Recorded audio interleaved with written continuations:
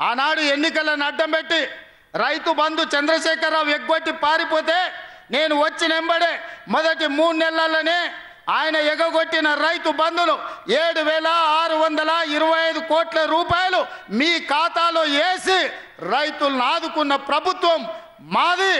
మీ ఖాతాల్లో జనవరి, ఫిబ్రవరి, మార్చిలో రైతు బంధు నగదు పడ్డది. కాంగ్రెస్ వచ్చినాకంటే ఓట్లు మాకేయండి.